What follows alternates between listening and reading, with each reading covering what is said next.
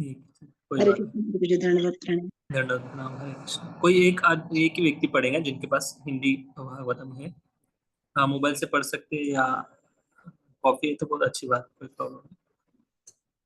आप मोबाइल में भी डाउनलोड कर सकते हैं अगर आपको चाहिए तो। ठीक है, शुरू करते हैं।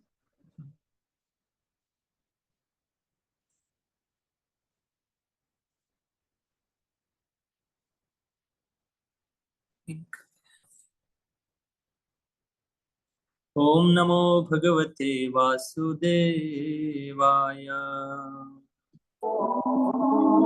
भगवते वासुदेवाय। ओम नमो भगवते वासुदेवाय।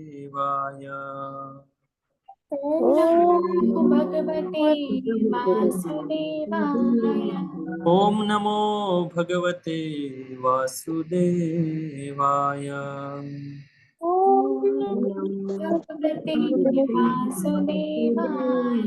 ओम अज्ञानतिमिरन्धस्य ज्ञानाञ्जनशलाकया चक्षुरोन्मिलितं येन तस्मै श्रीगुरवे नमः। नमः ओम विष्णुपादाय कृष्णपृष्ठाय भूतले श्रीमते भक्तिवेदांत स्वामिनिति नामिने।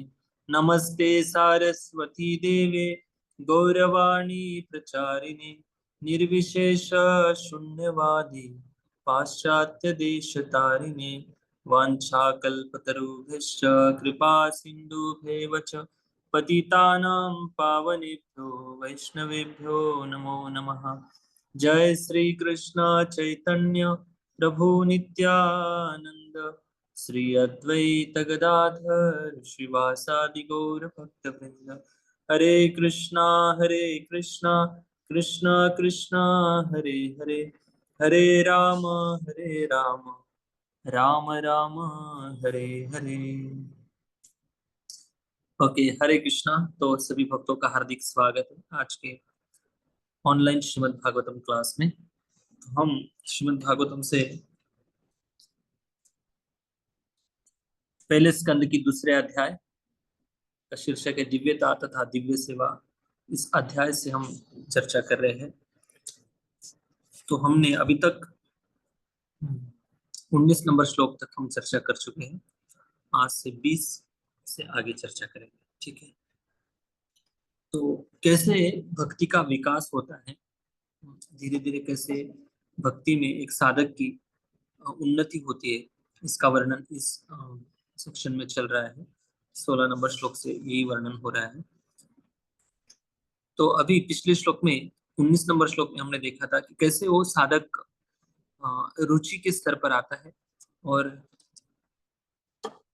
उसके बाद धीरे धीरे उसको आसक्ति बढ़ जाती है, भगवान के प्रति अटैचमेंट बढ़ जाती है। जैसे ही भगवान के प्रति आसक्ति बढ़ जाती है तो उसकी प्रगाढ़ जो भक्ति है वो धीरे धीरे दिखने लगती है।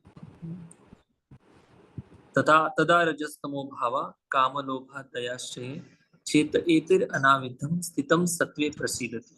वो व्यक्ति रजोगुण और तमोगुण के प्रभाव से पूरी तरह से मुक्त हो जाता है और सत्व गुण में स्थिर हो जाता है। मतलब वो व्यक्ति, ऐसा नहीं कि सत्वगुण में स्थिर हो गया इसका मतलब इस जगत से चला गया, ऐसा नहीं। इसी संसार में रहेगा, रजोगुण और तमोगुण युक्त जो संसार है इसी संसार में रहेगा, परंतु इस संसार के जो रजोगुण और तमोगुण है इसका प्रभाव उसके ऊपर नहीं होगा। ये बात यहाँ पर बताई गई। तो हमेशा सत्वगुण में स्थिर रहेगा।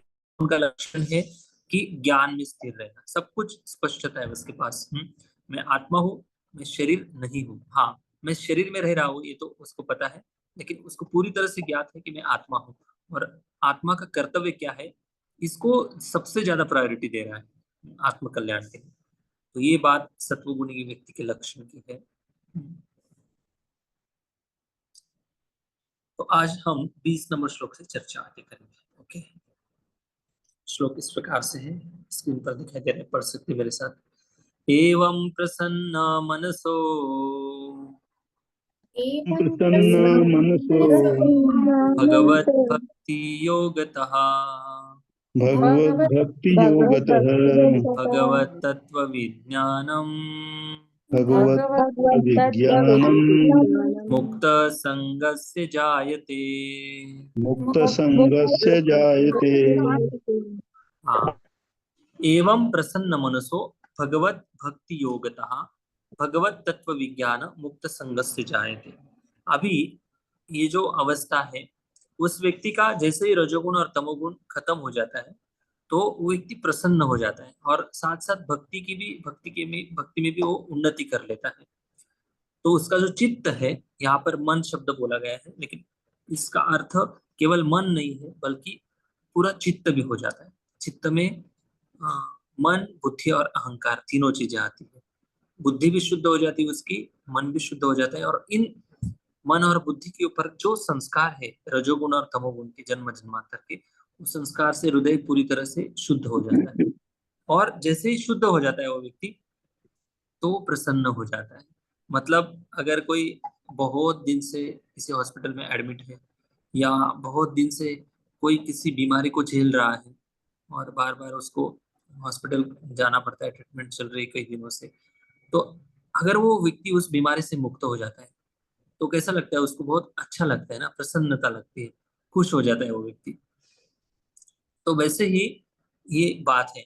इसको काम क्रोध लोभ मद मोह मत्सर ये तो अनर्थ है, साथ साथ रजोगुण और तमोगुण का जो गहरा प्रभाव है, इस प्रभाव के कारण उसको जो तकलीफें होती है, उसको जो पीड़ा होती है ना, मन कभी स्थिर नहीं रहता रजोगुण में और तमोगुण में। तमोगुण की बात तो छोड़ दो, मन रजोगुणी जो मन है वो हमेशा लालयित रहता है। कहाँ कैसे मुझे सुख मिलेगा, कैसे इच्छा पूर्ति के लिए वो भागते रहता है उसका मन। तो ये रजोगुणी जो भावना है ना, आत्मा को कभी शांति का अनुभव नहीं करने देंगे, कभी सुखी होने का अ, मार्ग पर चलने नहीं देंगे। अगर उस मार्ग पर आ भी गया वो व्यक्ति तो भी रजोगुण उसको शांत होने के लिए कई दिन तक उसको साधना भक्ति में भी स्थिरता नहीं लाने देगा। ये रजोगुण बहुत भयानक है। इसलिए वही मैं कल डिस्कशन कर रहा था कि रजोगुण ये नहीं कि बहुत काम की इच्छा है, बहुत क्रोध की इच्छा है, बहुत लोभ की इच्छा है। ये तो बहुत गहरा तमोगुण हो गया, इसकी बात छोड़ दो। लेकिन रजोगुण है, रजोगुण ये भी है कि हम भक्ति कर रहे हैं लेकिन हम राजसिक भाव से भक्ति कर रहे हैं और लगता है हमें कि हम बहुत नाच ले कूद लिए तो हम बहुत अच्छी शुद्ध भक्ति कर रहे हैं। नहीं सर, हम नाचते हैं, ताल पर नाचते हैं। हम्म, जैसे ही मृदंग का और म्यूजिक का ताल बजता है उसके ऊपर नाचते हैं हम। हाँ, श्री चैतन्य महाप्रभु उनके पार्षद नाचते कैसे थे? वो भगवत लीला का स्मरण करते हुए उनको दिव्य आनंद की अनुभूति होती थी, इसलिए वो डांस करते थे। प्राथमिक स्तर पर ऐसा नहीं कि गलत बात है, जरूर नाचना चाहिए। हाँ, संकीर्तन में नाचना चाहिए। नाचने से धीरे धीरे हमारा हृदय शुद्ध होगा, हमारा स्वभाव बदलेगा और फिर हम उसी कीर्तन को, जब अभी हम ताल में नाच रहे हैं ना, उसी कीर्तन की हर एक मंत्र को हम ध्यान केंद्रित करते हुए उसको अच्छे से समझते हुए उस विरह भाव से उस महामंत्र को गाएंगे। और उस विरह भाव से जब हम पुकारेंगे राधा कृष्ण को, और इस भावना से पुकारेंगे कि हम आपको पुकार रहे हैं राधा और कृष्ण, कई जन्म से हम आपको छोड़ चुके हैं, अभी हम फिर से इस भौतिक संसार में नहीं आना चाहते, हम आपके पास आना चाहते। तो इस पुकार से, इस विरह भाव से जब हम राधा कृष्ण को पुकारेंगे, तब जाकर वो जो अश्रु आएंगे वो अश्रु हृदय से निकलेंगे। वो डांस कृष्ण की खुशी के लिए रहेगा। वो हर एक डांस की स्टेप से राधा कृष्ण प्रसन्न होंगे, इस भाव से हम डांस करेंगे। और नाम रूपी जो धन है, हम अनुभव करेंगे कि संकीर्तन मतलब केवल म्यूजिक जैसा शो नहीं चल रहा है, बल्कि संकीर्तन मतलब सम्यक रूपेण कीर्तन। यहाँ पर जो प्रेमी भक्त संकीर्तन कर रहे हैं तो इससे राधा कृष्ण प्रसन्न हो रहे हैं और नाम के रूप में सबके हृदय में आनंद की स्फूर्ति दे रहे हैं। तो ये बात है रजोगुण और सत्वगुण की बात। तो कोई बात नहीं, भले हम नियोफाइट स्तर पर भी क्यों ना हो, रजोगुण और तमोगुण का प्रभाव भी क्यों ना हो, लेकिन भगवान का नाम इतना शक्तिशाली है, भगवान की का कथा, भगवान की जो कीर्ति है पावरफुल है कि व्यक्ति कितना भी कठोर हो उसका हृदय शुद्ध कर देती है। तो ये रजोगुण तमोगुण का प्रभाव नष्ट होने के बाद वो आत्मा जो है प्रसन्न हो जाता है। यहाँ पर इस श्लोक में सूत गोस्वामी शौनक आदि ऋषियों को बता रहे हैं। एवं प्रसन्न मनसो भगवत भक्ति योगतः। और इसका सबसे ये जो पूरा टॉपिक है ना, एक चीज को केंद्रित रखते हुए हर एक श्लोक सूत गोस्वामी बोल रहे हैं। ध्यान में रखना। कौन सा ऐसा, बताइए आप में से कोई बता सकता है कि एक पॉइंट को ध्यान में रखते हुए हर एक श्लोक की जो थीम है, एक पॉइंट को ध्यान में रखते हुए सूत गोस्वामी एक के बाद एक के बाद एक श्लोक बोले जा रहे हैं। भक्ति। हाँ, भक्ति तो है। भक्ति में और सबसे कौन से अंग की बात कर रहे हैं सूत गोस्वामी कि जिस मन। अंग। हाँ, मन। नहीं नहीं नहीं, मन नहीं प्रभु जी।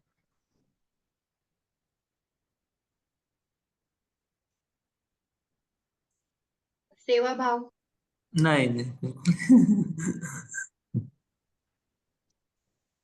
कई हर एक श्लोक में आप देख लो भागवतम, आप अगर आपके पास है हर एक श्लोक पढ़ लो, चाहे तो पीछे जाकर के थोड़ा सिंहावलोकन कर लो। सिंह जैसे चलता है ना आगे, तो कभी कभी पीछे मुड़कर भी देखता है मैं कितने दूर तक नाम चल। जप, नाम जप और कीर्तन। नहीं, अभी मैंने बता दिया इसलिए माता जी ने रिपीट कर दिया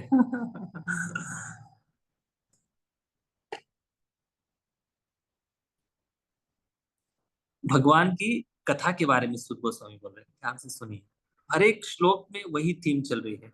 अगर भगवान की कथा सुन रहे हैं तो कर्म ग्रंथि निबंध नाम, सारे कर्म ग्रंथि दूर हो जाएंगे। हाँ, नित्यम भागवत सेवाया कब होगा? नष्ट प्रायशो अभद्रेशु। अभद्र कब नष्ट होंगे? जब नित्य भागवत कथा श्रवण करेंगे। हाँ, कथा श्रवण की बात यहाँ पर हो रही है हर एक श्लोक में। और जो व्यक्ति जितना ध्यान से एक केंद्रित होकर कथा सुनेगा। लेकिन एक बात कलयुग के जीवों के मन में कभी बैठती नहीं है कि कथा सुनना एक अलग क्रिया है और हृदय शुद्धिकरण पाप नष्ट होना एक अलग क्रिया है। ये कैसे संभव है? एक दूसरे से कैसे कनेक्ट है ये? इसका कोई ऐसा लॉजिक से भी काम नहीं होगा। लॉजिक कर करके लॉजिक फेल हो जाएगा, लेकिन काम जरूर करती है। भगवान की कथा सुनने से हृदय शुद्ध होता है, ये जरूर काम करती है। ये जो प्रक्रिया है 100% काम करती है केवल भगवान की कथा सुनने से। भगवान की कथा इतनी पावरफुल है, भगवान का गुण गौरव इतना पावरफुल है, अगर कोई सुनता है तो उनका हृदय शुद्ध हो जाता है। देखिए यहाँ पर कथा सुनने मात्र से अभद्र नष्ट होने वाले, कथा सुनने मात्र से रजोगुण तमोगुण का प्रभाव नष्ट होने वाला है, कथा सुनने मात्र से पूर्व जन्म की जो कर्म ग्रंथि है वो नष्ट होने वाली है। और अभी यहाँ पर बताया जा रहा है कि जब वो व्यक्ति ऐसे कर्म ग्रंथि से, रजोगुण तमोगुण के प्रभाव से, पाप से या गलत संस्कारों से उसका हृदय जब मुक्त हो जाता है, छुट्टी हो जाती है, हाँ, तब उसका जो मन है बहुत प्रसन्न हो जाता है। और ये जो प्रसन्नता है, ये प्रसन्नता, वो व्यक्ति अपने आप को बहुत हल्कापन महसूस करेगा। हल्कापन मतलब उसको ऊपर रजोगुण और तमोगुण का प्रभाव होता ही नहीं है, क्योंकि वो एक भक्ति के एक ऊंची लेवल पर चला जाता है वो व्यक्ति। तो इसलिए एवं प्रसन्न मनसो भगवत भक्ति योगतः। क्यों प्रसन्न है वो? भगवत भक्ति में युक्त है, योगता। और भगवत तत्व विज्ञान, उसका जो अनुभव है, उनकी जो साक्षात्कार है, केवल थियोरेटिकल साक्षात्कार नहीं, केवल पढ़ा पढ़ा सुना हुआ साक्षात्कार नहीं, बल्कि विज्ञान। विज्ञान का अर्थ ही है कि जो हम सुनते हैं पढ़ते हैं उसको हम अपने जीवन में उतारते हैं, और उतारने के बाद खुद हम अनुभव करते कि सच में ये है या नहीं है, ऐसा होता है या नहीं। विज्ञान के बाद वो प्रसन्न हो रहा है। किसी ने रबड़ी दे दी, किसी ने प्रसाद पैकेट दे दिया किसी ने कुछ अच्छा बोल दिया, किसी ने कुछ गुणगान कर दिया हमारा, इसलिए हम प्रसन्न होते हैं, ऐसा नहीं। ये प्रसन्नता मन की प्रसन्नता है। वही मन को अगर हम गाली दे देंगे तो वही मन दुखी भी हो जाता है। तो ऐसा जो प्रसन्न व्यक्ति है वो मान सम्मान, अगले श्लोक में देखेंगे कैसे उसके हृदय में अलग अलग अनर्थों का कोई प्रभाव नहीं होता है, और कैसे भगवान की कथा, भगवान की भक्ति उसके हृदय को छेद लेती है। तो भगवत तत्व विज्ञान, तत्व से उसने भगवत भक्ति को जाना है, समझा है ज्ञान से, और अपने जीवन में उतारा है, इसको कहते हैं विज्ञान। और उसके बाद मुक्त संग से जाए थे, वो व्यक्ति क्या होता है? मुक्त संग हो जाता है। मुक्त संग का अर्थ ये नहीं है कि वो व्यक्ति का शरीर छोड़कर वो आध्यात्मिक जगत में चला जाता है, नहीं, ऐसी बात नहीं। मुक्त संग से जायते का मतलब है कि उसके अंदर विरक्ति निर्माण हो जाती है। रक्ति मतलब विरक्ति का अर्थ ये है कि उसको आसक्ति एक होती है। हाँ, आसक्ति एक, उसके बराबर विरुद्ध विरक्ति होती है। और उसके बाद विराग। विराग मतलब जिस वस्तु व्यक्ति पदार्थ के प्रति राग मतलब आसक्ति नहीं है, अटैचमेंट नहीं है, तो ये भाव उसके अंदर जागृत हो जाता है। तो ये जो श्लोक है भाव भक्ति और प्रेम भक्ति का वर्णन करती है। और ऐसा जो व्यक्ति है प्रेम भक्ति के लेवल पर जो स्तर है उस स्तर पर जाने से पहले शुरुआत में उसको रति उत्पन्न होती है। रति का अर्थ यह है कि जैसे कोई फूल होता है, फूल खिलने से पहले वो जो फूल है, फूल की जो क्या बोलते हैं उसको, कली, फूल खिलने से पहले वो कली जो होती है, वो जो अवस्था है उसको रति कहते हैं। हाँ, भाव। तो ये जो भाव है, भाव भक्ति के को कैसे हम समझ सकते हैं कि कोई व्यक्ति भाव स्तर पर है? भाव स्तर पर है कैसे हम समझ सकते हैं? भाव स्तर के लक्षण का रूप गोस्वामी, किसी ने भक्ति रसामृत सिंधु ग्रंथ पढ़ा होगा तो उसमें रूप गोस्वामी बहुत अच्छे से समझाते हैं कि भाव भक्ति के क्या लक्षण होते हैं, कैसे हम समझना है कि कोई व्यक्ति भाव भक्ति के स्तर पर आ चुका है। तो उन्होंने बहुत सुंदर श्लोक की रचना की है। रूप गोस्वामी बताते हैं कि 9 लक्षण बताते हो भाव भक्ति के। शांतिर अव्यर्थ कालत्वम, विरक्तिर मान्य शून्यतः, आशाबद्ध आशाबंध समुत्कंठा, नाम गाने सदा रुचि। दूसरा श्लोक में बताते आसक्ति तद गुणाख्याने, प्रसिद्ध तद वसति स्थले, इत्य आदयो नुभावा, स्यूर जात भवा भावांकुरे जने। जिन किनके हृदय में भाव का अंकुर जागृत हुआ है मतलब रति, तो उसके कुछ लक्षण, 9 लक्षण बताते हो। बहुत सुंदर लक्षण है। पहला लक्षण है शांति। शांति का अर्थ यह है कि वो व्यक्ति बहुत सहनशील बन जाता है। सहनशीलता इतनी आ जाती कि उसको किसी भी शारीरिक प्रकार का कष्ट हो या सामाजिक रूप से कोई कष्ट दे रहा हो, उन कष्टों से वो कभी विचलित नहीं होता। मतलब उसको तकलीफ होती है, कैसे तकलीफ होती है उसको? बहुत कम तकलीफ होती है। क्यों? तकलीफ तब होती है उसको कि उस व्यक्ति का मन उसमें अटका है, शारीरिक स्तर पर अटका है, मन उसका ऑलरेडी इस दुनिया से परे चला गया है, तो उसको तकलीफ ही क्यों होगी? जिसको एनेस्थेसिया दिया जाता है तो उसको थोड़ी ना काटने से तकलीफ होती है। तो वैसे ही भगवान के प्रति आसक्ति, इतने एडिक्शन में वो लोग ये है कि उनको तकलीफ नहीं होती। संत तुकाराम महाराज जी का उदाहरण देखिए, उनको वो समाज के लिए जीवन जी रहे थे, खुद के परिवार के सुख को उन्होंने त्याग दिया था। हाँ, दूसरों के लिए कथा करते थे, दूसरों के लिए कीर्तन करते थे, दूसरों को भक्ति के मार्ग में आगे बढ़ने के लिए प्रेरित करते थे और ग्रंथ भी लिखते थे। फिर भी समाज ने उनको छोड़ा नहीं। उस समय भी ऐसे दुष्ट लोग थे जो तुकाराम महाराज को तकलीफ देते थे। तुकाराम महाराज को कांटे की छड़ी से मारा था, सोचिए आप। फिर भी तुकाराम महाराज हाथ जोड़कर भगवान से प्रार्थना करते कि उनको क्षमा कर दो।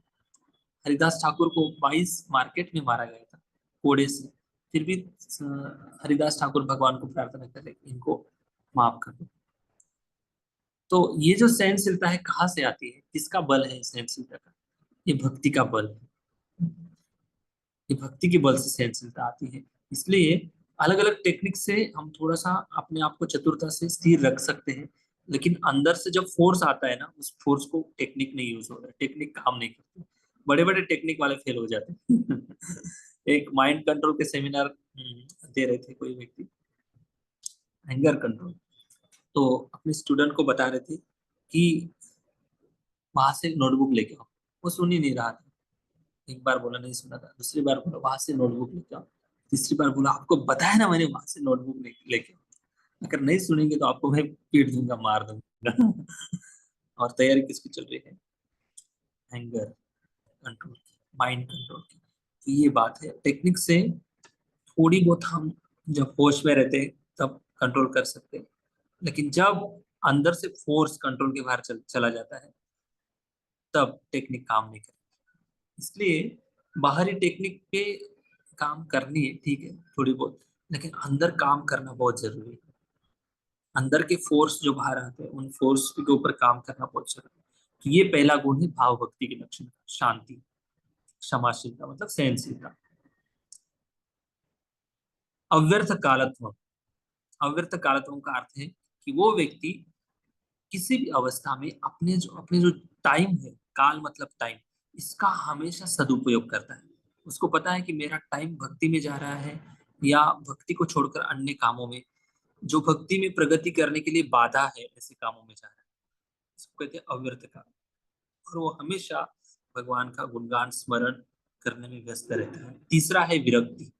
विरक्ति का अर्थ है वैराग्य, जहां पर इंद्रिय तृप्ति की जो बातें हैं उनमें अंतर नहीं है। चौथा है मान शून्यता। मान शून्यता का अर्थ है कि वो कभी छोटी प्रतिष्ठा में फंसता नहीं। हाँ, उसका कोई मान सम्मान कर लेता है तो एक्सेप्ट कर लेता है, कोई बात नहीं भाई, मान सम्मान हम चल जाता है, कोई बात नहीं, कर लेंगे। लेकिन वो अपने आप को मान शून्यता के लिए जीवन नहीं जीता है। मान मिले इसलिए मैं जी रहा हूँ, ऐसा नहीं है। आशाबंध। पांचवा है आशाबंध। मतलब वो हर समय आशा बंद रहना चाहता है। इसको आशाबंध मतलब ये नहीं कि भगवान, ये आशाबंध का अर्थ ये है कि वो हमेशा भगवान की कृपा एक ना एक दिन मुझे जरूर मिलेंगी, इस आशा से वो भक्ति करता है और भगवान की प्रतीक्षा करते रहता है, कृपा की अवश्य मिलेगा, ये उसका दृढ़ विश्वास होता है। समुत्कंठा। मतलब समुत्कंठा का अर्थ ये कि उनके अंदर, उसके अंदर भगवान को प्राप्त करने की जो उत्कंठा है, राधा कृष्ण को प्राप्त करने की जो उत्कंठा है, वो उत्कंठा दिन पर दिन बढ़ती जाती है। छठवां लक्षण। सातवां लक्षण है नाम गाने सदा रुचि। उसको रुचि किसमें आती है? भगवान के नाम गाने में, भगवान के कीर्तन करने में, भगवान की कथा सुनने में रुचि रहती है। आसक्ति। आसक्ति तद गुणाख्याने। जहां पर भगवान की भगवान के जो गुण है, उन गुणों के प्रति वो ज्यादा आकर्षित रहता है और उनके प्रति सबसे ज्यादा आसक्ति उसकी रहती है। अब ये कब संभव होगा? जब भगवान के बारे में बहुत सुनेंगे हम और माया के बारे में बहुत कम सुनेंगे। भगवान के बारे में ज्यादा सुनना है और भौतिक दुनिया के बारे में कम सुनना है। रेडियो मिर्ची नहीं सुननी है, आईपीएल कम से कम सुनना है। जितना हम भौतिक चीजों को सुनेंगे उतने ही हमारी जो मानसिक की जो शक्ति है उस तरफ ज्यादा लगेगी।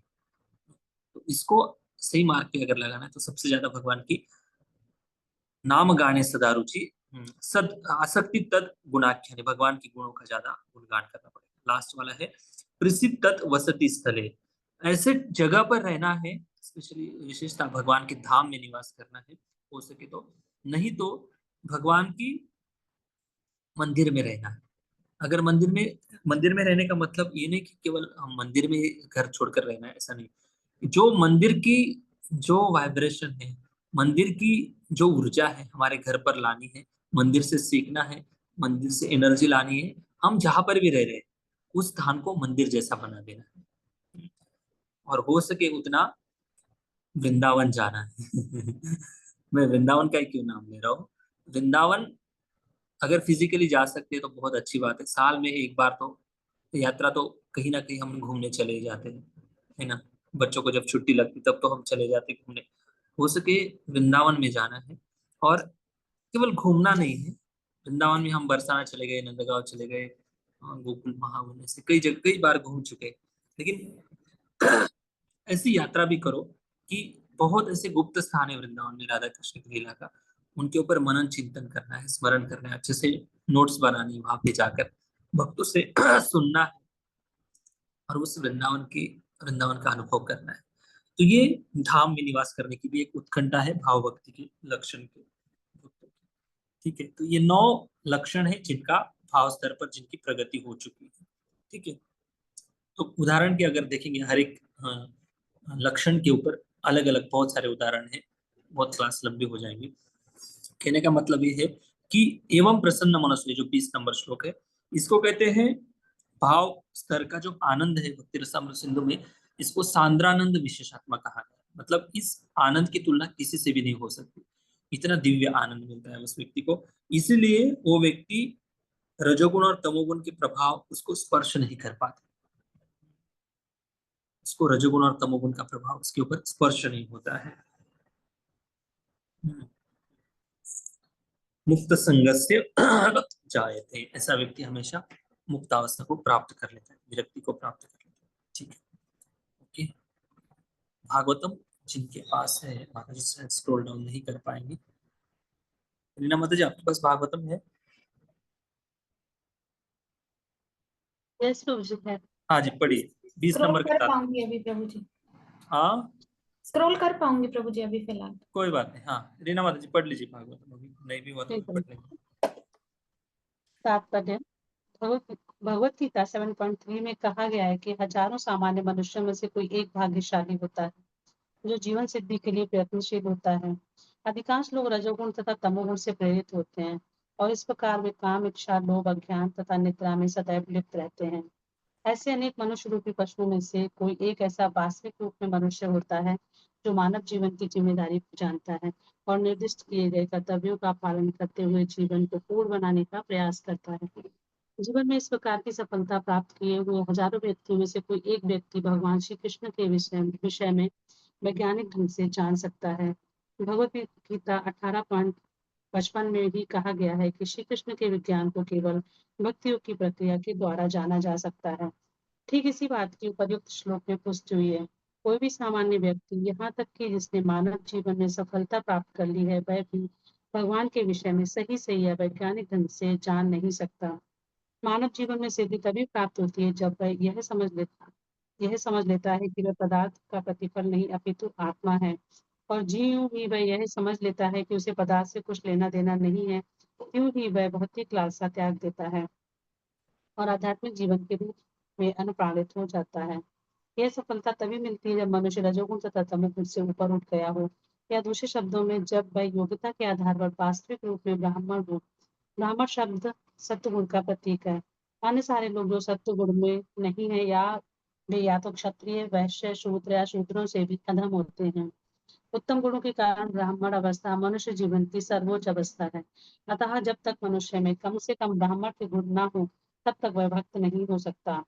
भक्त अपने कर्म के कारण पहले से ब्राह्मण रहता है, किंतु ये उसकी चरम परिणति नहीं है। जैसा कि ऊपर कहा जा चुका है, ऐसे ब्राह्मण को वास्तव में दिव्य अवस्था प्राप्त करने के लिए वैष्णव होना चाहिए। शुद्ध वैष्णव मुक्त आत्मा होता है और ब्राह्मण पद से भी ऊपर होता है। भौतिक अवस्था में ब्राह्मण भी बद्धजीव होता है, क्योंकि ब्राह्मण अवस्था में ब्रह्मबोध तो हो जाता है, किंतु परमेश्वर के विज्ञान का अभाव रहता है। मनुष्य को ब्राह्मण अवस्था को पार करके वसुदेव अवस्था प्राप्त करनी होती है, ताकि वह भगवान कृष्ण को समझ सके। परमेश्वर का विज्ञान यानी कि भगवत तत्व आध्यात्मिकता के स्नातकोत्तर शास्त्रों के अध्ययन का विषय है। मूर्ख या अल्पज्ञ लोग परमेश्वर को नहीं जान पाते, इसीलिए वे अपनी अपनी सनक के अनुसार कृष्ण की व्याख्या करते हैं। किंतु तथ्य यह है कि ब्राह्मण अवस्था प्राप्त करने पर भी भौतिक गुणों के कलमश से मुक्त हुए बिना कोई भगवान के विज्ञान को नहीं समझ पाता। जब योग्य ब्राह्मण यथार्थ रूप में वैष्णव बन जाता है, तो वह मुक्ति की प्रबुद्धावस्था में यह जान पाता है कि वास्तव में भगवान क्या है। हरे कृष्ण। ओके, तो प्रभुपाद जी अलग अलग वैष्णव की जो स्थिति है कितनी ऊंची, ये बात बता रहे हैं। यहाँ पर एक लाइन बहुत प्रभुपाद जी ने लिखी है कि मनुष्य को वसुदेव स्थिति अवस्था में जो पहुंच जाना चाहिए। मतलब माता जी दिखाई वो लाइन कौन सी, नीचे करिए।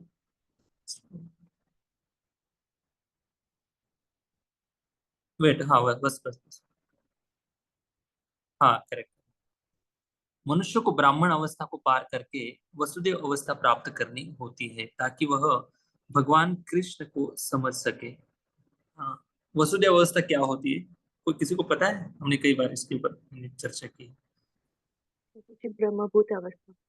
नहीं नहीं, बिल्कुल नहीं, ब्रह्मभूत अवस्था ये नहीं। ब्रह्मभूत अवस्था आ, ब्रह्मभूत अवस्था मतलब ये नहीं है। ब्रह्मभूत अवस्था अलग है। जो ब्रह्म स्तर के आनंद की अनुभूति करता है वो ब्रह्मभूत अवस्था में।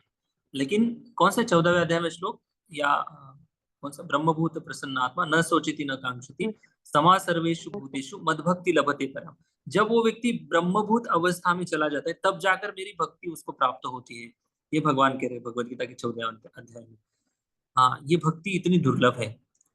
लेकिन यहाँ पर जो वसुदेव स्थिति का वर्णन कर रहे हैं प्रभुपाद जी, वसुदेव स्थिति का अर्थ ये है कि देखिए, हम लोग प्रभुपाद जी की जब कीर्तन होता है, पूजा होती है, आरती होती है, उसके बाद प्रणीति गाई जाती है। हम हमारे गुरुजनों की प्रणीति गाते हैं, और उस प्रणीति में पहली लाइन है जय ओम विष्णुपाद परमहंस परिव्राजकाचार्य अष्टोदर्शत श्री श्रीमद, और फिर आगे जो भी महाराज उनका नाम लेते हैं, तो उसमें उसके पहले एक नाम आता है अष्टोदर्शत। अष्टोदर्शत का मीनिंग ये है कि 108, 108। इसको कहते हैं वसुदेव स्थिति। 108 स्थिति में जो स्थित हो जाता है, मतलब अभी देखिए कुछ लोग 108 नाम लिखकर फिर अपना नाम डालते, फिर महाराज अमुक अमुक महाराज है, इनकी कथा है 108 नाम से, कभी कभी 1008 भी नाम डालते हैं। तो इसका 1008 का मीनिंग मुझे तो पता नहीं, बट 108 का पता है कि 108 की इसकी जीव गोस्वामी ने टीका लिखी इसके ऊपर। 108 का मीनिंग ये है कि वो व्यक्ति विशुद्ध सत्व में हमेशा स्थिर रहता है, सत्वगुण में भी नहीं स्थिर रहता है।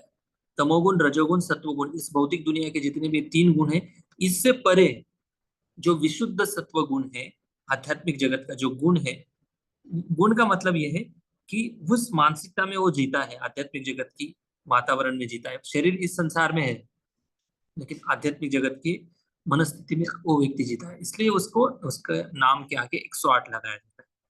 3 गुणों से परे है वो व्यक्ति। 108, 108 उनके नाम के आगे लगाया जाता है। तो कुछ लोग इसका मीनिंग ऐसे भी निकालते हैं कि जो लोग 108 मणि की माला पर जप करते हैं, इसलिए उनके नाम के आगे 108 लगाया जाता है। या कुछ लोग 1008 मणि की माला पर जप करते हैं। सोचिए 16 माला अगर ऐसी हमें दी जाए, जो माला 1008 मणि है उसके अंदर, उसमें तो कितने घंटे लगेंगे सोचिए आप। तो ये सब पता नहीं इसके पीछे क्या रीजन, शास्त्रीय कारण मुझे नहीं पता, लेकिन 108 का तो इस प्रकार से मीनिंग है। मतलब जो व्यक्ति प्रसन्न तब रहता है, आध्यात्मिक प्रसन्नता, जो इस 3 गुणों से परे है, और जो 3 गुणों से परे है वही व्यक्ति गुणों के अंदर बंधे हुए व्यक्ति को निकाल सकता है। इसका सबसे बड़ा प्रमाण है हमारे प्रभुपाद जी की प्रणीति में हम गाते हैं अष्टोदर्शक। इसका प्रमाण भी यह है कि प्रभुपाद जी ने अपने जीवन से दिखाया भी कि मैं 108 कैसे हूँ। 108 पदवी ऐसे नहीं लगाई जाती है। जो लोगों को 3 गुणों से बाहर निकाल सकता है, वही व्यक्ति 108 नाम से उनका गुण गौरव किया जाता है। प्रभुपाद जी लिखते हैं ना, ये जो संसार के लोग हैं रजोगुण और तमोगुण में पड़े हैं, और प्रभु मुझे शक्ति प्रदान करिए ताकि मैं इन लोगों को मदद कर सकूं निकालने के लिए। तो ये प्रभुपाद जी की भावना थी। और जो बंधा हुआ व्यक्ति है वो ऑलरेडी रजोगुण और तमोगुण में या सत्वगुण में भी है, वो भी 108 नहीं लगा सकते, उसको भी अधिकार नहीं 108 लगाने का। तो 108 डिग्री कोई लगाना मतलब मजाक नहीं है। तो कोई भी लगाएगा तो उसकी जैसे उसके कार्य भी होने चाहिए। इसलिए कोई भी सिद्धांत जो है ना, हमें आचार्यों ने 3 ऐसे ये दिए हैं, क्या बोलते हैं इसको, ट्रायंगल बताया है, साधु, गुरु और शास्त्र। कैसे समझना है हमें, शास्त्र में भी वर्णन होना चाहिए, साधु के जीवन में भी भगवान के उस वर्णन का लक्षण दिखाई देना चाहिए, और उसको प्रमाणित करने के लिए गुरु से भी प्रमाणित होने चाहिए, गुरु से भी हमें सुनना चाहिए। इसलिए इस प्रकार से हम किसी को भी ऐसे नहीं स्वीकार करते, कुछ शास्त्रीय आधार भी होना चाहिए। तो ये बात प्रभुपाद जी तात्पर्य में लिख रहे हैं। नेक्स्ट 21 नंबर श्लोक पढ़ेंगे हम। Okay, thank you. अभी लिंक ऐसी है 20 और 21 कि लास्ट वाला जो श्लोक का जो शब्द है मुक्त संगस्य जायते, वो व्यक्ति मुक्त हो जाता है किससे, रजोगुण तमोगुण के प्रभाव से, और भौतिक संसार की जो बंधन है जितने भी, उससे वो व्यक्ति मुक्त हो जाता है।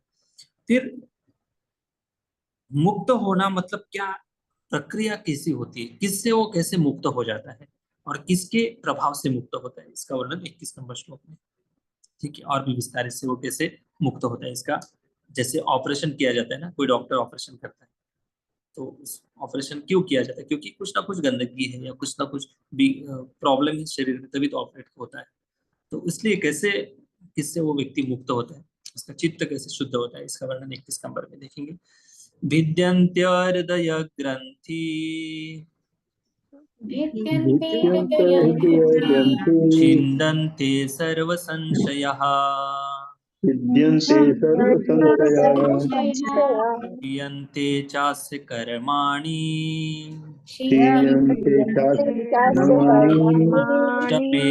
दुष्ट एवात्मनीश्वरे।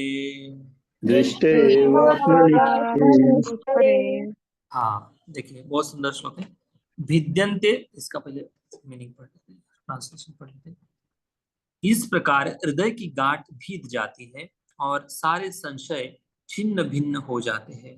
जब मनुष्य आत्मा को स्वामी के रूप में देखता है तो सकाम कर्मों की श्रृंखला समाप्त हो जाती है। इसका ये मीनिंग है।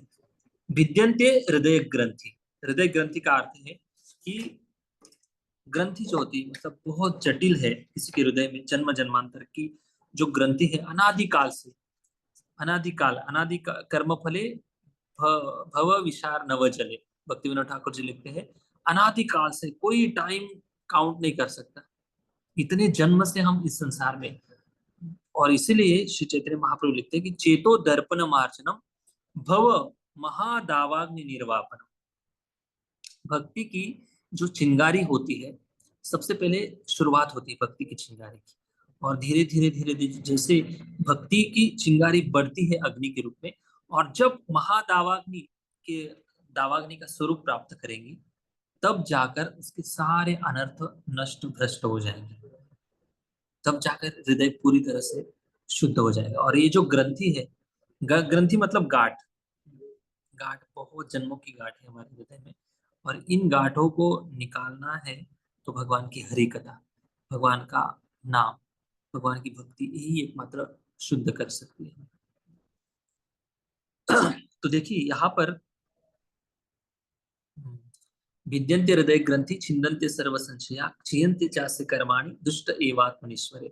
ऐसे ही एक भगवत गीता में श्लोक है, कोई बता सकता है, किसी को याद है? सेम ऐसे ही, वो भी छेदन करने की बात करता है, कट करने की बात करता है। किसी को याद है? कोई याद है? भगवत गीता, हमने पूरी भगवत गीता सुनी है। मैंने भगवत गीता ऐसी ऐसी चर्चा किया था कि जैसे हम भक्ति शास्त्र में करते हैं, वो लिंक लेकर मैंने भगवत गीता की चर्चा की थी, और ज्यादा विस्तारित नहीं की, लेकिन लगभग वैसे ही किया। बताइए कोई ऐसा श्लोक है, कौन सा ऐसा श्लोक है जिसमें सेम ऐसी प्रकार की हृदय ग्रंथि तोड़ने की बात होती है? नैनं छिन्दन्ति शस्त्राणि। नहीं, मत वो जो श्लोक है ना, दूसरे अध्याय का श्लोक है, और उसका मीनिंग है कि नैनम छिन्दन्ति शस्त्राणि नैनम दहति पावका। वो आत्मा के लिए है, आत्मा के लक्षण बताने, आत्मा के लक्षण बताने के लिए वो श्लोक बताया जाता है कि आत्मा को किसी शस्त्र से नहीं, किसी अस्त्र से नहीं काटा जा सकता है, इसलिए वो उस श्लोक की व्याख्या हृदय ग्रंथि तोड़ने की बात बताता है। ऐसा ही श्लोक भगवत गीता में। बताइए किसी को याद आ रहा है? अध्याय बता दूं, 15वां अध्याय 15.3 प्रभु जी। हाँ पढ़िए। न रूपमस्येह तथोपलभ्यते नान्तो न जाति न संप्रतिष्ठा अश्वत्थमेनं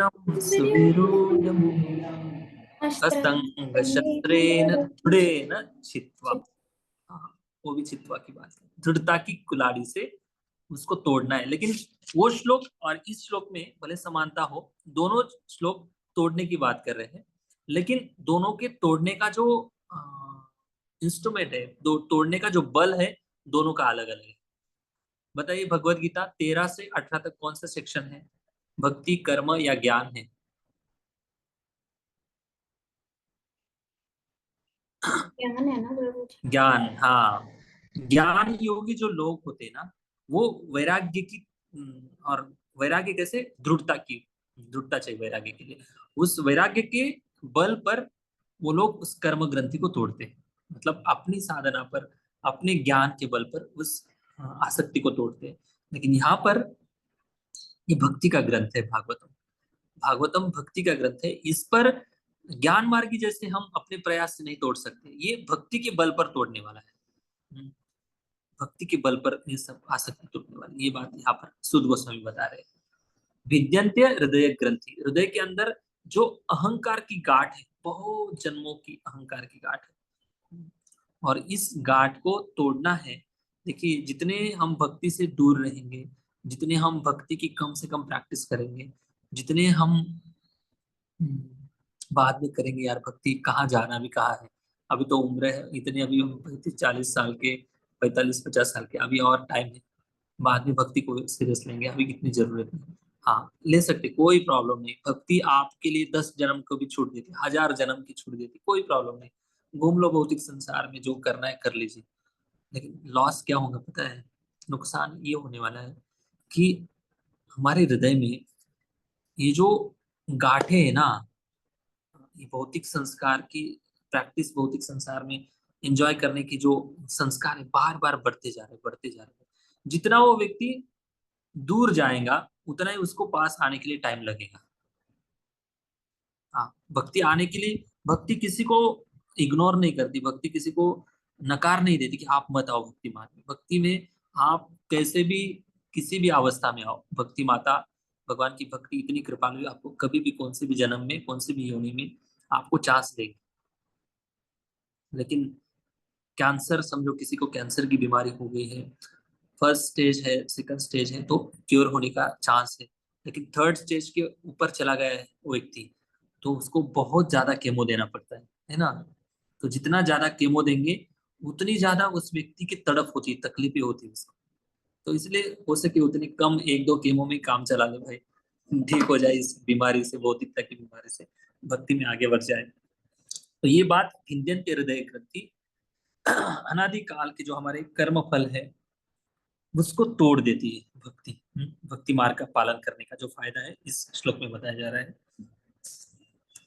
विद्यन्ते हृदय ग्रंथि छिद्यन्ते सर्व संशय। छिद्यन्ते सर्व संशय मतलब हमारे अंदर विश्वास, दृढ़ता क्यों नहीं आती है? क्यों हम भगवान के नाम पर विश्वास नहीं रख पाते, भगवान की गुण पर विश्वास नहीं रख पाते? देखिए कुंभ मेला में हम गए थे, कितने हजारों साधु हैं, अपने बल पर विश्वास है उनको कि हम तपस्या करेंगे तब जाकर हम अपना हृदय शुद्ध करेंगे और तब जाकर हम दुनिया का कल्याण करेंगे। भक्ति का कोई बल नहीं, भक्ति के ऊपर विश्वास नहीं। इसलिए शंकराचार्य भी हो, उनके अनुयायी भी हो शंकराचार्य के, या ज्ञान मार्गी लोग हो, भागवत को टच नहीं करते वो लोग, भागवत की बात ही नहीं करेंगे। हाँ कथा जरूर करेंगे। क्यों?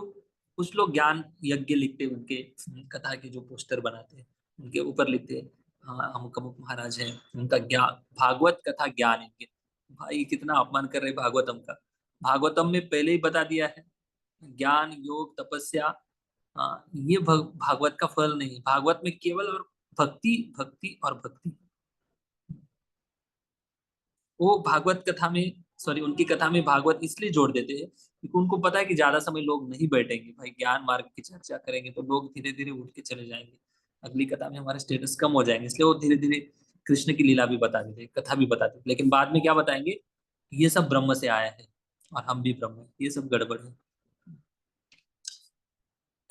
छिद्यन्ते हृदय ग्रंथि, तो इनका जो प्रैक्टिस का जो बल है, उनकी साधना है भगवान के बल के आधार पर नहीं, भक्ति के आधार पर नहीं। लेकिन यहाँ पर सुध गोस्वामी इतनी विश्वास के साथ बता रहे हैं कि ये शौनक आदि ऋषिगण हो, आप लोग 1000 साल तक यज्ञ करने के लिए आप यहाँ पर आए हो और आपको लगता है कि आपके यज्ञ से दुनिया का कल्याण होने वाला है?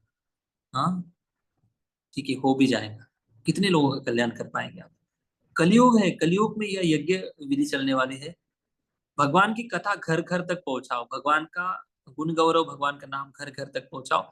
हर एक व्यक्ति इस भक्ति की प्रैक्टिस करेगा तो निश्चित रूप से कलयुग में भी लोग गोलोक को जा सकते हैं, गोलोक वृंदावन की प्राप्ति कर सकते हैं, विश्व शांति हो सकती है। ये बात सुध गोस्वामी बता रहे हैं। ठीक है, छिद्यन्ते सर्व संशय का मतलब है कि जो दृढ़ विश्वास है, जब संशय दूर हो जाते, संशय कब दूर होंगे? एक तो बहुत अच्छे से पढ़ाई करने से शास्त्र की, और दूसरी बात यह कि एक प्रामाणिक व्यक्ति से शास्त्र अध्ययन करने से, और ग्रुप डिस्कशन से बहुत ज्यादा फायदा होता है। ग्रुप डिस्कशन से, किसी भी टॉपिक पे आप चर्चा करो, ग्रुप डिस्कशन करो और किसी न किसी आचार्य की कमेंट्री बीच में रखो, इतना आनंद लगेगा, इतनी खुशी लगेगी, बहुत अच्छा लगता है।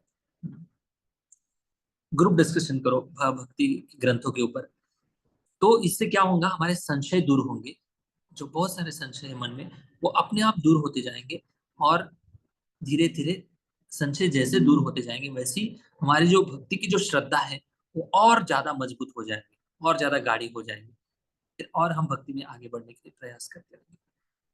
तीसरी लाइन है छियन्त्य चास्य कर्माणि। चास्य कर्माणि का मतलब यह है क्षीयन्ते मतलब क्षय होना या धीरे धीरे धीरे धीरे धीरे धीरे नष्ट होते जाना, इसको कहते हैं क्षीयन्ते। क्या कर्म, कौन से कर्म नष्ट होने वाले हैं? बहुत जन्म के जो कर्म की जो फल की अपेक्षा से कर्म करने की इच्छा है, ये नष्ट होगा। कर्म फल की अपेक्षा से कर्म करने की इच्छा नष्ट होगी। और जो बुरे कर्म का फल है या अच्छे कर्म का भी फल समझ लो, वो भी नष्ट हो जाएगा। क्यों क्यों नष्ट हो जाएगा? क्योंकि अभी ये साधक प्रेम स्तर पर, भाव स्तर पर पहुंच गया है, उसके अच्छे और बुरे कर्म सारे भस्म हो जाएंगे। क्यों स्वर्ग में जाना है? उसको नहीं जाना है, उसको भगवान के पास जाना है। तो फिर पुण्य कर्म भी अपने आप उसके चले जाते हैं। लेकिन किसी को डरने की जरूरत नहीं है। कोई सोचेगा हम इतने दान कर चुके हैं, किसी को हमने वृद्धाश्रम में पैसे दे चुके हैं, किसी को हमने ये डोनेशन किया है, उसका फल अभी आना बाकी है, आप क्यों हमें उस फल से वंचित कर रहे हो? ऐसा नहीं है, हम कोई वंचित नहीं करेंगे। या भगवान भी आपके जीवन में, किसी के भी जीवन में हस्तक्षेप नहीं करेंगे। भगवान ऐसे व्यक्ति है, जब तक कोई भगवान के, भगवान को अपने जीवन में एंट्री करने देता है, तभी भगवान हमारे जीवन में एंट्री करते हैं। भक्ति तो सभी करते हैं, लेकिन कर्म, सॉरी, जीवन की जो डोरी है ना, हम उसी के, जब तक भगवान के हाथ में नहीं देते, तब तक भगवान भी हमारे जीवन की डोरी नहीं संभालते। अर्जुन ने ही तय किया था ना कि प्रभु आप मेरे साथ रहो, और सारथी के रूप में भगवान अर्जुन के साथ रहे। और तब जाकर भगवान ने, श्री कृष्ण ने गारंटी दी कि अर्जुन चिंता मत करो, आपका विजय निश्चित है। ये बात है। तो इतना आसान नहीं है। भगवान, ये स्तर है भक्ति का, बहुत ऊंचा स्तर है, जिस स्तर पर सब कुछ भगवान कर्म ग्रंथि नष्ट कर देते थे हमारे। दुष्ट एवात्मनिश्वरे मतलब वो व्यक्ति, दुष्ट एवात्मनिश्वरे का अर्थ ये है कि वो व्यक्ति आत्मा को,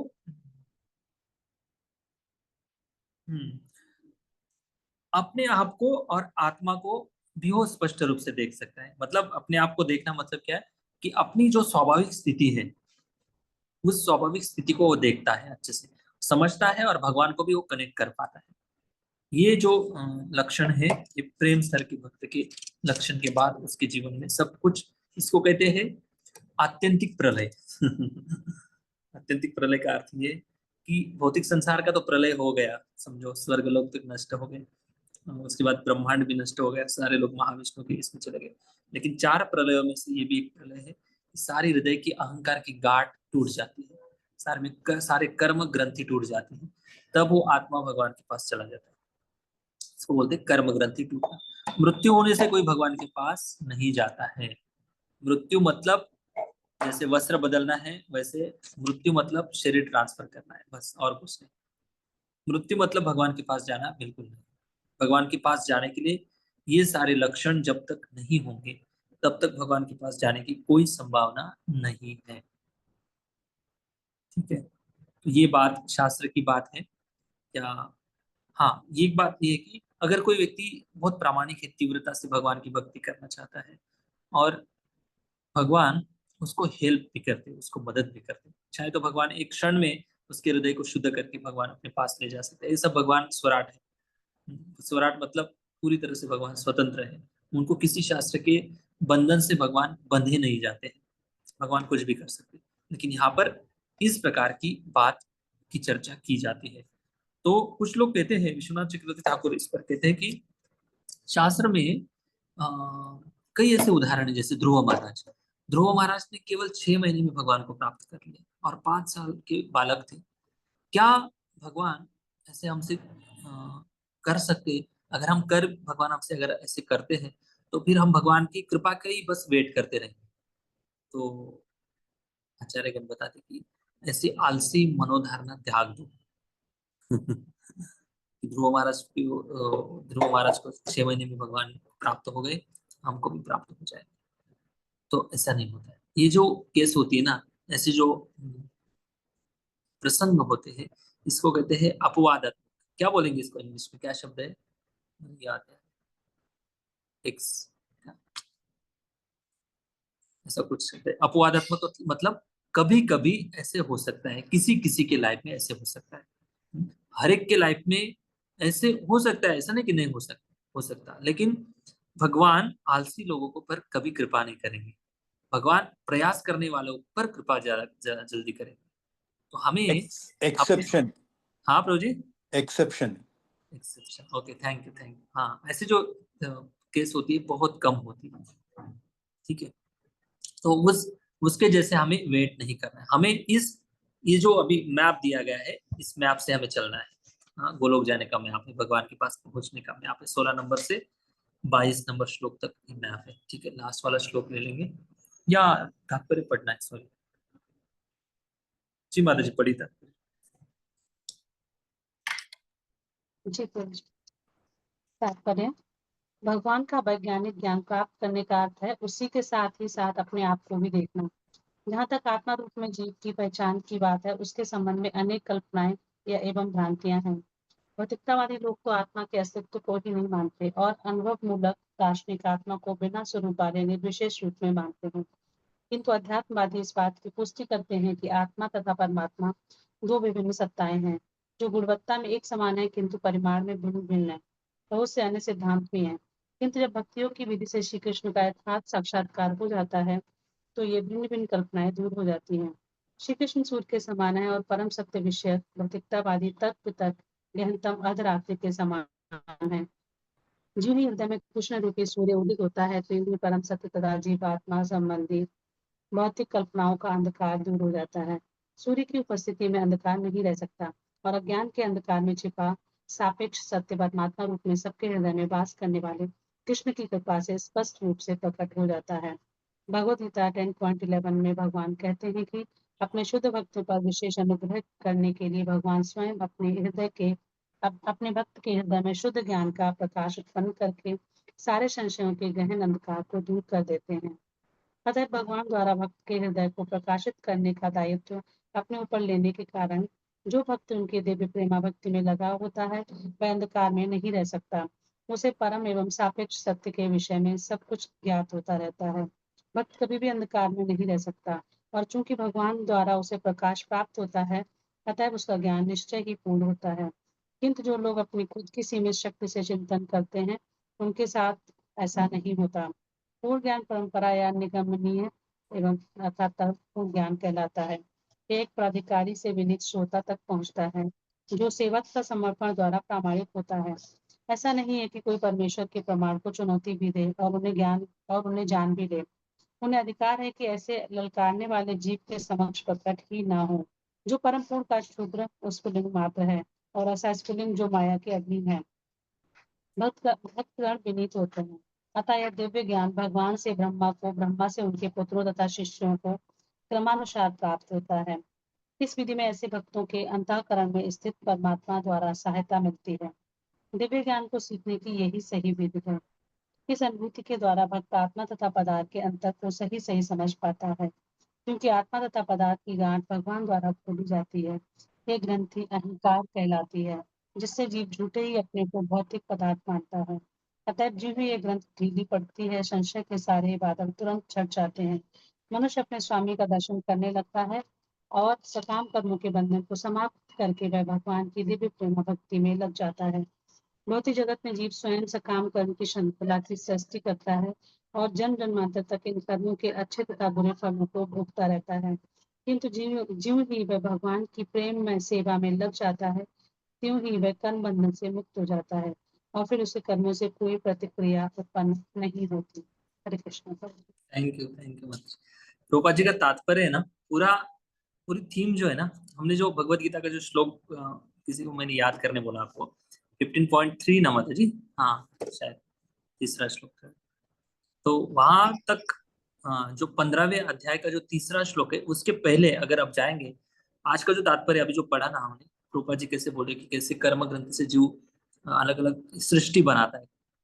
मतलब क्या है, सृष्टि बनाने का अर्थ है कि इसकी श्रृंखला देखो 13.22 से शुरू होती है। कौन सा श्लोक है?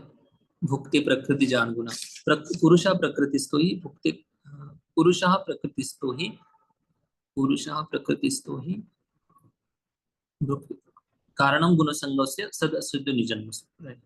तो यहाँ से आत्मा प्रकृति में आता है फिर वो गुण के प्रभाव में फंसता है। देखिए यहाँ पर भी गुणों का प्रभाव का वर्णन किया गया है कि कैसे रजोगुण तमोगुण के प्रभाव से जाल से वो निकलता है। और वो 14वें अध्याय में गुणत्रय विभाग योग भगवत गीता के पूरे गुण का जंजाल में आत्मा फंसता है। उसके बाद फिर उसके लिए वो जो पूरी दुनिया ही एक उल्टा वृक्ष बन जाती है। जब 15वें अध्याय में बताया गया है बुद्धो मूलम अदशाकम अश्वत्थम प्रावरम, मीन्स कर्म ग्रंथि के वृक्ष में वो फंसा हुआ आत्मा अगर निकलना है तो ज्ञान मार्ग कैसे निकलते हैं, दृढ़ता मतलब वैराग्य की तलवार से काट देते हैं। लेकिन भक्ति मार्ग कैसे निकलता है, भक्ति के आधार पर निकलता है। और सबसे ज्यादा फायदा भक्ति करने वाले जो लोग हैं उनको सबसे ज्यादा भगवान की प्रोटेक्शन, भगवान की कृपा बनी रहती है, इसलिए वो बहुत जल्दी और आसानी से निकल जाते हैं। ज्ञान मार्गी लोग भागवतम को टच क्यों नहीं करते, डिस्कशन ही नहीं करते, मायावादी हो ज्ञानवादी, उनका बल तपस्या है, उनका बल वैराग्य है, अपने आधार पर, अपने शक्ति के आधार पर वो अपने आप को निकालना चाहते हैं। लेकिन भक्तों का बल है भगवान, भक्तों का बल है भक्ति, गुरु, इनकी कृपा से वो बहुत जल्दी निकल जाते हैं, बहुत जल्दी निकल जाते हैं इस बंधन से। तो ये कृपा का जो बल है ये सबसे ज्यादा शक्तिशाली है और कृपा से ही आत्मा का कल्याण होता है। लेकिन कौन किसके ऊपर कृपा होती है, वो सबसे ज्यादा प्रामाणिक रूप से भगवान की प्राप्ति के लिए प्रयास कर रहा है, उसके ऊपर बहुत जल्दी कृपा हो जाती है। थैंक यू, हरे कृष्णा, जय श्री प्रभुपाद की जय। कोई प्रश्न है आज की क्लास के संदर्भ में? प्रभु जी, यस, हरे कृष्णा। जो आपने बताया कि जो महाकुंभ में साधु लोग आए थे, मैं उनका ये सोच रहा हूँ कि उनमें क्या वो भाव भक्ति के 9 लक्षण होते हैं क्या? अगर नहीं, हाँ? वो अगर भक्ति करेंगे ना प्रभु जी, तो उनके अंदर ही भाव भक्ति के 9 लक्षण दिखाई देंगे। नहीं समझा, तो उनमें होते हैं क्या, उनमें होंगे क्या? नहीं, उनमें होंगे कि नहीं होंगे मैं नहीं बता सकता, लेकिन मैं ये बता सकता हूँ कि जो लोग भक्ति करेंगे उनके अंदर ये 9 लक्षण जरूर दिखाई देंगे। जो लोग भक्ति करेंगे, ओके। हाँ, अगर वो भक्ति करेंगे तो उनके अंदर भी ये 9 लक्षण दिखाई देंगे। अगर वो भक्ति नहीं कर रहे, समझो किसी योग मार्ग की प्रैक्टिस कर रहे या किसी वैराग्य की ज्ञान मार्ग की प्रैक्टिस कर रहे हैं, तो उनको उस मार्ग के जो साक्षात्कार है, उस मार्ग के साधक के अंदर जो लक्षण दिखाई देते हैं वो लक्षण उनमें दिखाई देंगे। समझ रहे ना आप? यस प्रभु जी। योग मार्ग के साधक के लक्षण कुछ अलग हो सकते हैं, बराबर, और हाँ। ज्ञान मार्ग के साधक के लक्षण कुछ अलग हो सकते हैं। अलग हो सकते हैं। और भक्ति के मार्ग जैसे के अलग हो अभी सकते हैं। हम लोग आश्रम में, एक वृंदावन की बात है, वृंदावन के ब्रह्मचर्य आश्रम में एक भक्त ने ज्वाइन किया ब्रह्मचर्य आश्रम, और कुछ महीने तक रहा, 1-2 महीने तक, और अचानक से आश्रम में कभी कभी ऐसी बहुत ज्यादा फीस्ट हो जाती, बहुत प्रसादम की फीस्ट बोल रहा हूँ तो सारे ब्रह्मचारी गरम गरम पकौड़ा खा रहे हैं वो व्यक्ति देखने लगा, भाई ये लोग सब कुछ छोड़ दिए लेकिन खाने पीने का इतना शौक है इनको, इतना ऐसे खाते रहेंगे तो ये कैसे प्रगति हो जाएंगे, तो वो छोड़ के चला गया कहने का मतलब ये है कि भक्ति मार्ग के लोग प्रसाद पर ज्यादा भरोसा है। और सबसे 2 तरीके से यहाँ पर देखो, एक तो है महाप्रसादी गोविंदे नमो ब्राह्मणे पुण्यव्रतम राजन विश्वास नहीं जात, जिनका महाप्रसाद पर विश्वास है उनको भी भगवान प्राप्त हो जाएंगे कि बाबा मैं महाप्रसाद खा रहा हूँ ना, इससे मेरा हृदय शुद्ध हो जाएगा, उसका भी कल्याण हो जाएगा। अरे बाप रे। हाँ, इसकी श्रद्धा की बात है। तो महाप्रसाद भक्त लोग इसलिए खाते हैं क्योंकि भगवान की कृपा है। महाप्रसाद मतलब अगर हम महाप्रसाद खाएंगे तो हमारा हृदय का भी शुद्धिकरण होगा और बाहरी रूप से शरीर का भी पोषण हो जाएगा, तो ये भी बात है। लेकिन ज्ञान मार्गी लोग जो होते हैं ना, ऐसे आपको देखो, वीडियो में नहीं दिखा सकता, ऐसी जीवा बाहर निकालेंगे, देखो मेरी जीवा, और बताएंगे आप मेरे सामने इस मार्केट की सबसे सुंदर और बेस्ट क्वालिटी की मिठाई लेके आओ, गरम गरम मिठाई जो भी अच्छी क्वालिटी की वो लेके आओ, देखो मेरी जीवा से पानी टपकता है। ऐसे चैलेंज करेंगे आपको तो उनका बल जो है ना, उनका बल है वैराग्य, उनका बल है इंद्रिय कंट्रोल, और होना भी चाहिए इंद्रिय कंट्रोल। लेकिन भक्ति मार्ग के जो लोग हैं ना, इनका इंद्रिय कंट्रोल अलग होता है। अतः श्री कृष्ण नामादि न भवेत ग्राह्यम इंद्रिय सेवन मुखे जीवादो स्वयमेव स्फुरत्यदा। भक्ति करने वाले लोगों का जो बल है, भगवान स्वयं उसका हृदय शुद्ध करेंगे। क्यों, कैसे? जब वो अपनी इंद्रिया भगवान की सेवा में लगाएंगे, भगवान की भक्ति में लगाएंगे, तब जाकर भगवान उनके हृदय को शुद्ध करेंगे। तो ये भगवान स्वयं बताते हैं। इसी श्रृंखला में हमने कुछ कौन सा श्लोक पढ़ा था, किसी को याद है?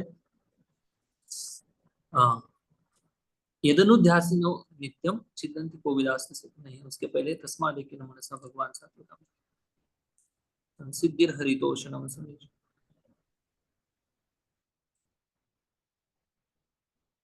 हाँ, किसी तो श्लोक में भगवान स्वयं बताते कि मैं सुहृत मतलब मित्र बनकर उस व्यक्ति के हृदय को मैं शुद्ध करता हूँ।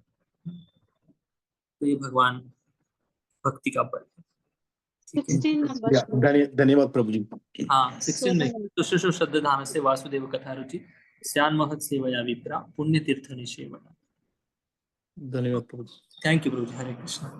और कोई? हाँ जी माता जी हरे पूछिए। कृष्णा प्रभु जी। हाँ। आपने अभी बताया ना, थोड़ा सा और एक्सप्लेन कर सकते हैं क्या, हमारे अंदर विश्वास दृढ़ता क्यों नहीं आती है? क्या नहीं आती? विश्वास दृढ़ता क्यों नहीं आती है हमारे अंदर? समझा नहीं, फिर से बोलिए। सॉरी। हमारे अंदर विश्वास दृढ़ता क्यों नहीं आती है? विश्वास और दृढ़ता क्यों नहीं आती है? हाँ हाँ हाँ जी। विश्वास और दृढ़ता आने के लिए पहली बात तो हमें ऐसे लोगों के साथ रहना होगा और सबसे पहले ज्यादा श्रवण करना होगा, पढ़ना होगा और ऐसे लोगों के साथ रहना होगा जो रियलाइज सोल है।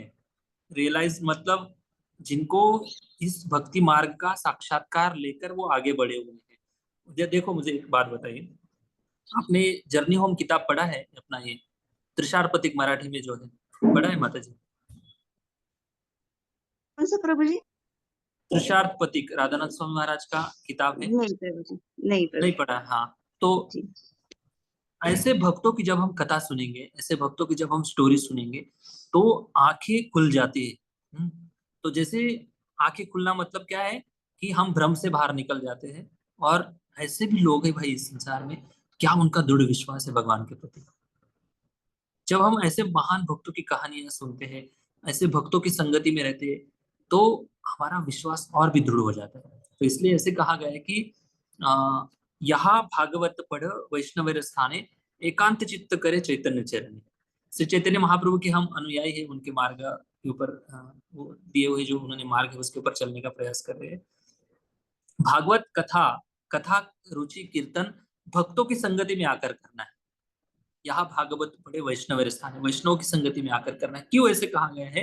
क्योंकि वैष्णवों के साथ रहने से एक दूसरे से प्रेरणा मिलती है हमें। देखो भाई ये भक्त लोग कितने 20 साल से भक्ति कर रहे हैं, कैसी सेवा कर रहे हैं। हाँ, उनकी लाइफ में प्रॉब्लम नहीं आई प्रॉब्लम नहीं आई ऐसा नहीं, प्रॉब्लम आई उनकी लाइफ में, फिर भी वो कितने दृढ़ता से और उत्साह से भक्ति कर रहे हैं। जब ऐसे भक्तों के साथ रहते हैं, हम प्रेरणा मिलती है एक दूसरे का कहानी सुनकर, तो और भी हमारी श्रद्धा गाढ़ी हो जाती है। तो सबसे पहले भक्तों की संगति में आकर श्रवण करना है। एक तो शास्त्र से श्रवण करना है और लाइव जितने भी हमारे साथ भक्तों का मंडली है, संगति है, उस संगति में हमें रहना है, उनसे देखना है वो कैसे भक्ति करे सीखना है। तब जाकर भक्ति में श्रद्धा दृढ़ होगी हमारी। तो ये दो तरीके से करना है। भागवत भक्तों की संगति में श्रवण कीर्तन करना है, भक्तों की संगति में उनसे प्रेरणा लेनी। ठीक है माता जी? जी प्रभु जी, थैंक यू प्रभु जी। हरे कृष्णा। हरे कृष्णा प्रभु जी। हाँ हाँ बताइए। हाँ सोनाली बोलते हैं। हाँ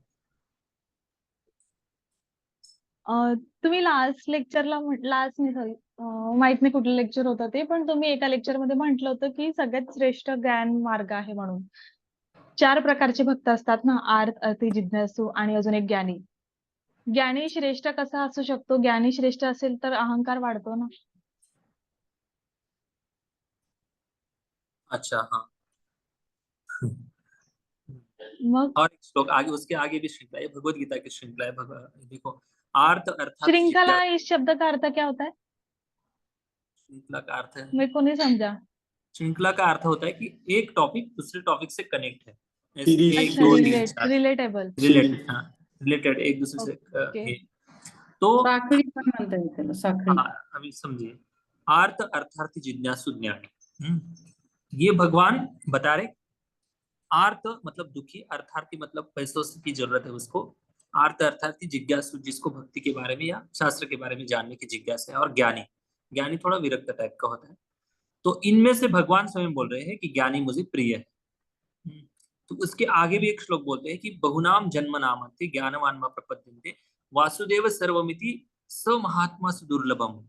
ऐसा जो व्यक्ति है ज्ञानी आगे जाकर भक्त बनता है, तब जाकर मुझे वो भगवत गीता के 12वें अध्याय में देखिए भक्त के लक्षण कैसे, भगवान को कैसे वो भक्त प्रिय होता है। हर एक श्लोक की लाइन में यो मत भक्ता समे प्रिया, ऐसा भक्त मुझे प्रिय है। तो ज्ञानी आगे जाकर जब भक्त बनता है तब जाकर भगवान को और ज्यादा प्रिय हो जाता है। लेकिन उसके पहले भगवान ये बोल रहे हैं कि ये जो 4 लोग हैं इनमें से मुझे ज्ञानी ज्यादा प्रिय है। ज्ञानी इसलिए प्रिय है क्योंकि उसने प्रैक्टिस की है।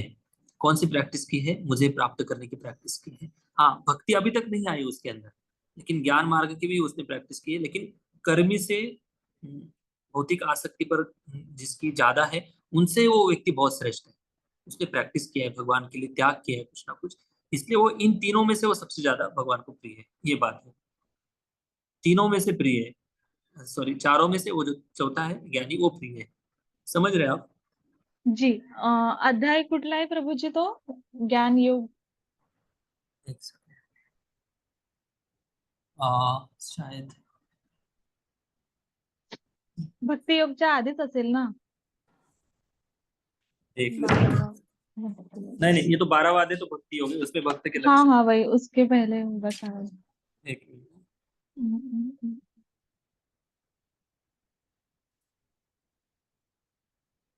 7.16 7.16 16 अच्छा 7वां 7वां 7 नाही नाही भागवत गीतेमध्ये म्हणत आहे मी, श्रीमद भागवत मध्ये नहीं। वही बोला माता से भगवत गीता की वो बात कर रहा हूँ मैं। 7.6 भागवतम हमेशा अच्छा तुम्ही पर्टिक्युलर मला श्लोक सांगत आहात का? 7.16 हाँ। ओके। आणि जो ज्ञान योग आहे तो 7 वाला चॅप्टर आहे का? नहीं, भक्ति योग, अध्याय भक्ति योग का चैप्टर। नहीं तुम्ही कन्फ्यूज होता है, तसं नहीं। भक्ति योग का जो देखिए, मुझे एक बात बताइए, आपको थोड़ा सा ये डाउट लग रहा है, आपको ऐसा लग रहा है कि भक्ति योग का जो सेक्शन है 7 to 12 उसमें केवल केवल और केवल भक्ति के ही श्लोक मिलने चाहिए, ये आपकी धारणा है, सही है?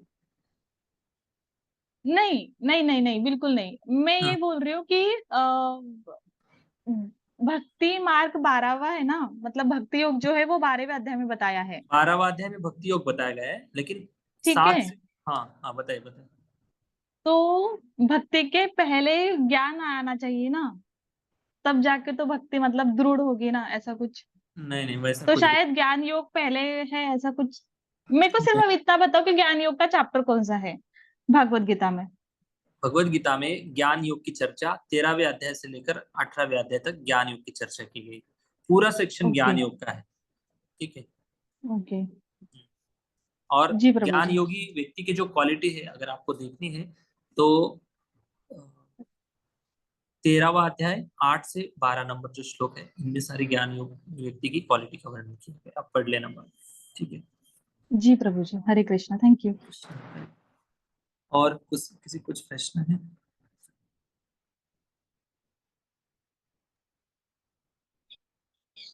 हरे कृष्ण प्रभु जी। हाँ जी माता जी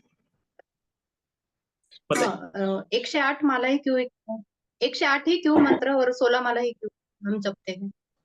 ओके, 108 क्यों और 16 माला क्यों? तो पहली बात तो 16 माला को बता देता हूँ। प्रभुपाद जी ने कहा था कि 64 राउंड चैंटिंग करो सभी, लेकिन भक्तों ने कहा कि हमसे 64 हर दिन पॉसिबल नहीं है। तो प्रभुपाद जी को सभी भक्तों ने निवेदन किया कि आप कुछ तो कम करो, हमें कंसेशन दो ताकि हम आगे बढ़ सके भक्ति में। तब प्रभुपाद जी ने 32 कहा, तभी बोले हम नहीं कर सकते। तो प्रभुपाद जी ने कहा 16 से नीचे मैं नहीं आ सकता। प्रभुपाद जी ने कहा जो 16 राउंड डेली करेगा वो भक्ति में उन्नति करेगा और उसको मैं भगवान के धाम ले जाने की मैं जिम्मेदारी देता हूँ। ये 16 माला का अर्थ है, इसलिए इस्कॉन वाले लोग 16 माला का जप करते, मिनिमम 16 राउंड का। जो दीक्षा लेना चाहते हैं या जिनकी दीक्षा हो चुकी है मिनिमम 16 राउंड 16 माला जप करते। रही बात 108 मणि की ही माला की होती, अभी सभी आध्यात्मवादी लोग जितने भी चांटिंग करने वाले लोग हैं उनकी सबकी माला 108 की ही, लगभग 108 की माला होती। तो हमें जो बताया गया था वही बात मैं रिपीट कर रहा हूँ कि 108 एक ऐसा एक कैलकुलेशन है, मैं कभी क्लास में बताऊंगा, उसके ऊपर स्टडी करके आऊंगा।